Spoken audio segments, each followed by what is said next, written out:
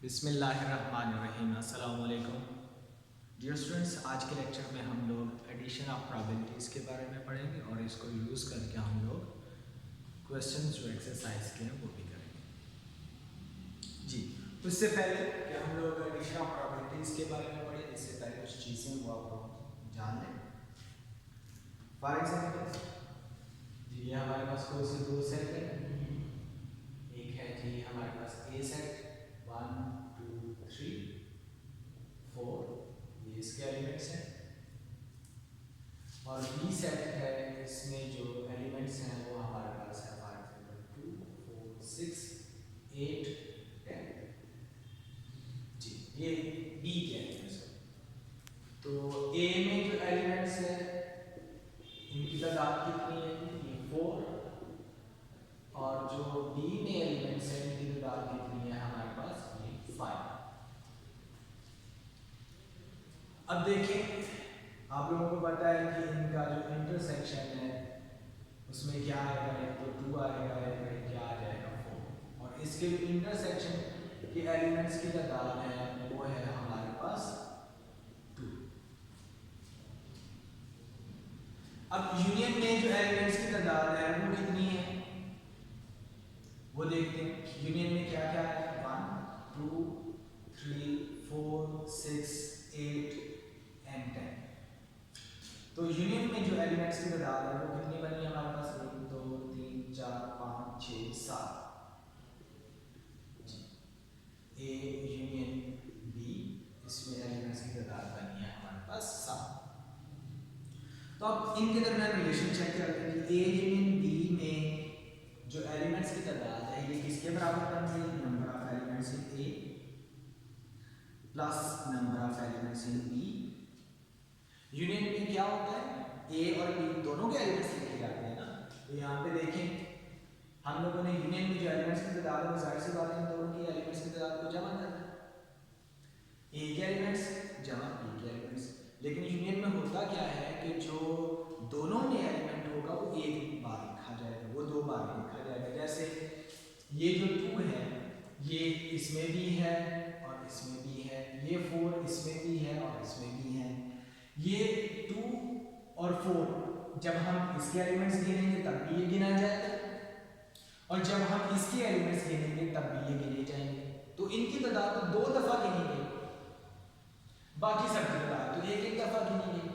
तो इनकी तादाद को भी एक दफा करने के लिए हम लोग क्या करते हैं कि इनकी जो इंटरसेक्शन है कि 2 और 4 इंटरसेक्शन की जो तादाद आती है उसको एक दफा माइनस कर देते हैं। तो एक दफा माइनस करने से इनकी जो डबल तादाद है वो क्या हो जाएगी? सिंगल हो जाएगी। यानी कि यहाँ पे हम क्या करेंगे? End of number of elements in the intersection, ये हम इसमें से माइनस करेंगे। तो देखिए जरा क्या ये रिलेशन फुलफिल हो रहा है। नंबर ऑफ एलिमेंट्स इन 4, इसमें कितने हैं जी? 5, और इसमें एलिमेंट्स की तादाद कितनी है जी? ये हमारे पास है 2। तो अब आप देखें कि हमारे पास जो एलिमेंट्स हैं वो कितने बन गए जी? इसका आंसर कितना आ गया है जी? ये 7 आ गया, और इसमें भी एलिमेंट्स की तादाद कितनी थी? 7। ये फार्मूला जनरल फार्मूला है हमारे पास इनके एलिमेंट्स की तादाद कैलकुलेट करने के लिए। यूनियन में एलिमेंट्स की तादाद कितनी है ये कैलकुलेट करने के लिए हमारे पास ये फार्मूला है, आपने याद रखना है। और अगर आप यहाँ पे ये देखें कि अगर इस तरह से होता कि number of elements in A intersection B ये 5 होता, ये एम्प्टी सेट होता, तो इसमें एलिमेंट्स की तादाद कितनी होनी थी? ये 0, और यहाँ पे ये फार्मूला यहाँ पे 0 रखने से ये क्या बन जाता है? N of A union B is equal to number of elements in A plus number of elements in B. फिर हमारे पास ये बन जाता है फार्मूला, यानी कि ये वाला हिस्सा खत्म हो जाता है। ये कब खत्म होना है? जब हमारे पास ये सेट्स जो हैं ये ए और बी जो है ये क्या हो? डिसजॉइंट हो। इसको क्या कहते हैं? डिसजॉइंट। जब इनका इंटरसेक्शन क्या हो? एम्प्टी हो, तो इनको क्या कहते हैं कि ये डिसजॉइंट हो। तो जब ये डिसजॉइंट होंगे तो हमारे पास ये फार्मूला होगा जी। तो अब हमारे पास ये 2 फार्मूले हैं, इन फार्मूलों को यूज करके हम लोग एडिशन ऑफ प्रोबेबिलिटीज के बारे में पढ़ते हैं, उसका फार्मूला ट्राई करते हैं।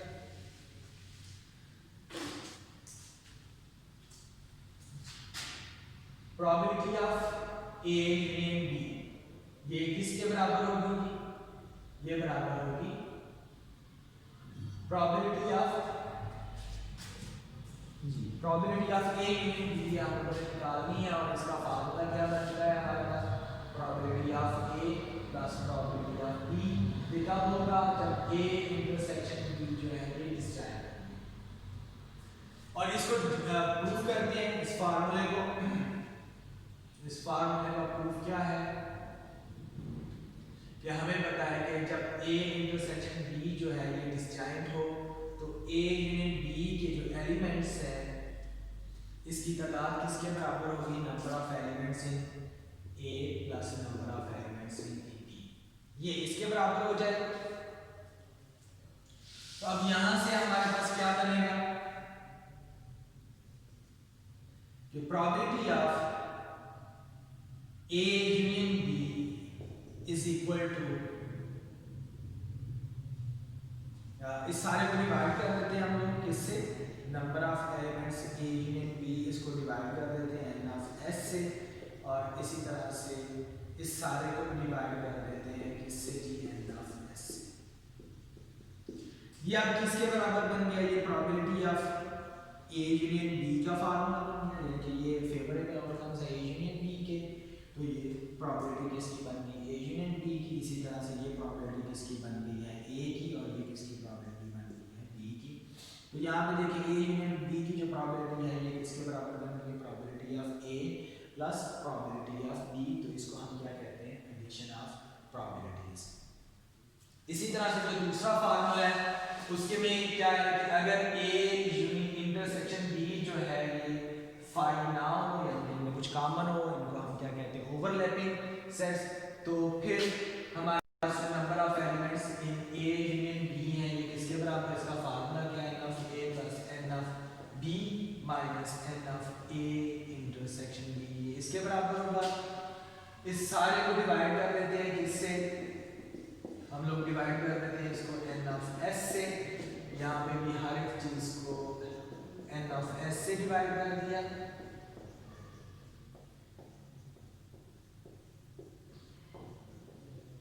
ये हमारे पास क्या बन जाएगा probability of A union B का फार्मूला, ये probability of A plus probability of B minus probability of A intersection B.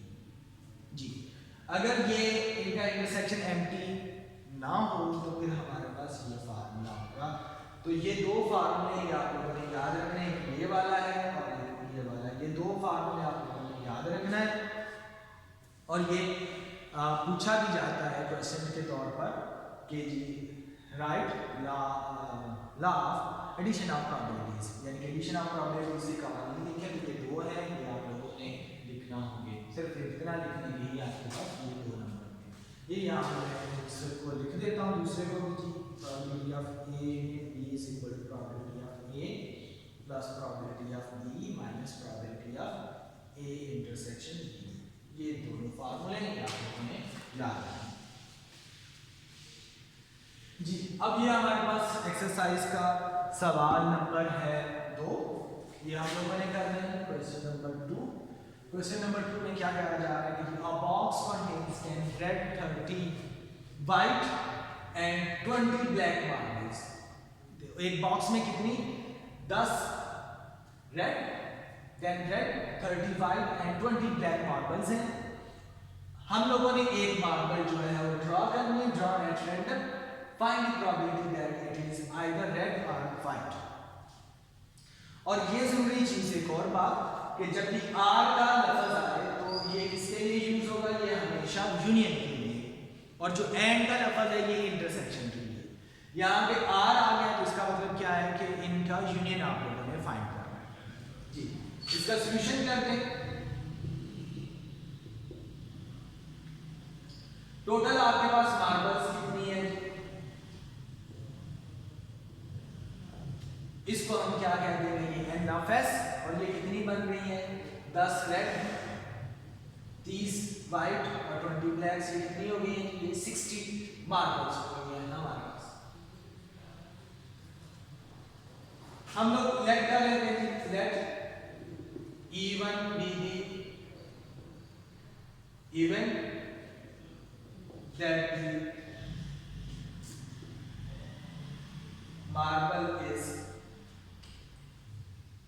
red तो जो मार्बल है वो रेड है, तो इसके लिए जो हमारे पास फेवरेबल आउटकम्स है वो कितने हैं, क्योंकि मार्बल क्या होनी चाहिए रेड, तो रेड कितनी है हमारे पास मार्बल्स, ये है 10, तो इसके लिए जो फेवरेबल आउटकम्स है ये हमारे पास 10 हो गए, और इसकी जो प्रोबेबिलिटी होगी ये हमारे पास किसके बराबर बन जाएगी, n of E1 over n of S, और ये 10 ओवर 60, यानी कि ये 1 ओवर 6 ये इसकी प्रोबेबिलिटी है। Next let E2 be the event that the marble is white, तो इसके लिए हमारे पास कितने हो जाएंगे आउटकम्स, कितनी हमारे पास व्हाइट मार्बल्स है, ये 30, तो ये हमारे पास ये 30 मार्बल्स व्हाइट है, तो इसकी जो प्रोबेबिलिटी होगी हमारे पास E2 की ये किसके बराबर आ जाएगी 30 ओवर 60, यानी कि ये हमारे पास 1 ओवर 2 के बराबर आ गई।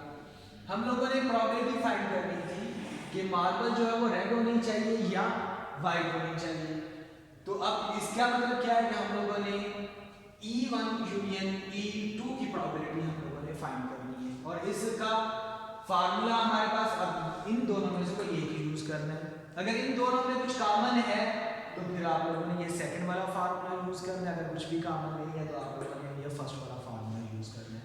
तो यहाँ पे आपको पता है कि जो मार्बल रेड है वो वाइट नहीं है, और जो वाइट है वो रेड नहीं है, तो इनमें कुछ भी कॉमन नहीं है, तो इसका मतलब क्या है कि हम लोगों ने ये फर्स्ट वाला फार्मूला यूज करना है, ये probability of E1 plus probability of E2। Probability of E1 ये हम लोगों ने निकाली थी, ये 1 ओवर 6 थी, और प्रोबेबिलिटी ऑफ E2 जो है ये हमारे पास 1 ओवर 2 थी। अब हम इन दोनों को ऐड कर देंगे तो हमारे पास जो फाइनल आंसर है वो आ जाएगा। नेक्स्ट हमारे पास जो है वो क्वेश्चन नंबर 6 है 5 a die is thrown, question number 5 है a die is thrown twice, एक लूडो के दाने को हम लोगों ने 2 दफा फेंका है। What is the probability that the sum of the number of dots shown is 3 or 11? जैसे कि हम लोग पहले भी बात कर चुके हैं कि इसकी जो टोटल सैंपल स्पेस है वो कैसे हम लोग फाइंड करेंगे, क्योंकि जब हम एक डाई को रोल करते हैं, लूडो के दाने को रोल करते हैं, तो हमारे पास कितने आउटकम्स आते हैं 6, यानी कि उसमें या एक डॉट आ सकता है या 2 या 3 या 4, तो जो हमने इसको अब कितनी दफा उठाया है, इसको हम लोगों ने रोल किया है 2 दफा, तो जो सैंपल स्पेस में जो एलिमेंट्स की तादाद होगी ये क्या हो जाएगी, एक दफा उठाने से ये इसमें 6 है, 6 आउटकम्स आते हैं, और क्योंकि इसको 2 दफा रोल किया गया है तो हमारे पास इसकी जो सैंपल स्पेस की तादाद आ जाएगी वो 6 रेज़ टू पावर 2 आ जाएगी, यानी कि 36। और इसमें होंगे कौन कौन से एलिमेंट्स, वो भी मैं आपको लिख के बता देता हूँ, वो किस तरह से लिखने हैं। पहले जो पहला डाई है उसके ऊपर डाइस है, उसके ऊपर 1 आ जाए, दूसरे के ऊपर भी 1 आ सकता है, पहले के ऊपर 1 आ जाए, दूसरे के ऊपर 2 आ जाए, पहले के ऊपर 1 आ जाए और दूसरे के ऊपर 3, पहले के ऊपर 1 और दूसरे के ऊपर 4, 1 और 5, और इसके अलावा क्या हो सकता है 1 और 6। इसी तरह से पहले पे 2 आ जाए, फिर एक उस दूसरे पहले वाले पे 2 आ जाए और दूसरे वाले पे 1 आ जाए, फिर 2 और 2, 2 3, इस तरह से हम लोगों ने इसका 2 और 6 तक लिखना है। इसी तरह से सबके 3 का सबके साथ, फिर 4 का सबके साथ, इसी तरह से फिर 6 का सबके साथ, 6 का 1 से लेकर ये 6 तक। तो ये हमारे पास जो है आप टोटल को काउंट करेंगे तो ये कितने बनेंगे, ये हमारे पास 6 बनेंगे। अब हम लोगों को कौन कौन से इवेंट्स चाहिए, एक जिसमें इसका जो सम ऑफ डॉट्स है ये 3 और एक वो जिसमें जो सम ऑफ डॉट्स है वो 11 है। जी मैं ये E1 लिख लेता हूँ, late E1 be the event that sum of dots is 3। तो इसमें हमारे पास कौन कौन सी आउटकम्स है, एक 1 और 2 को ऐड करने से हमारे पास आंसर 3 आता है, एक 2 और 1 को ऐड करने से हमारे पास आंसर आता है, तो इसमें हमारे पास जो फेवरेबल आउटकम्स है वो कितने हैं 2। इसी तरह से E2 be the event that sum of dots is 11। तो अब 11 किसका आंसर आएगा? सिर्फ दो है, इसके लिए एक है 5 और 6 को जमा करके और एक है 6 और 5 को जमा करके। तो इसके लिए भी ये कितने बनेंगे? ये 2 बनेंगे। तो अब इन दोनों की प्रोबेबिलिटीज को हम सम अप कर देंगे तो 3R की जो प्रोबेबिलिटी है वो हमारे पास आ जाएगी। जी, probability of E1 union E2 ये हमारे पास बन जाएगी probability of E1 plus probability of E2। यहाँ पे भी देखिए ये क्यों हम लोगों ने किया है इसे, यहाँ पे भी कुछ भी इनमें कॉमन नहीं है, इनका इंटरसेक्शन एम्प्टी है, इस वजह से हम लोग ये वाला फार्मूला यूज कर रहे हैं। अगर इनका इंटरसेक्शन कुछ मौजूद होता तो हम ये सेकंड वाला कर रहे हैं फार्मूला यूज। जी, प्रोबेबिलिटी ऑफ E1 ये कैसे निकालेंगे? Number of elements of in E1 over number of elements in S, number of elements in E2 over number of elements in S। n of E2 ये हमारे पास 2 है, n of S कितना था? ये हमारे पास 36 था। n ऑफ E2 भी 2 है और n ऑफ S कितना है? ये भी 36 है। जी, तो ये हमारे पास कितना आंसर आ रहा है? 4 ओवर 36। इसको कैंसिल करके ये हमारे पास 1 ओवर 9 इसका आंसर आ रहा है। जी, आज के लिए इतना ही काफ़ी है। नेक्स्ट लेक्चर तक के लिए अल्लाह हाफिज़।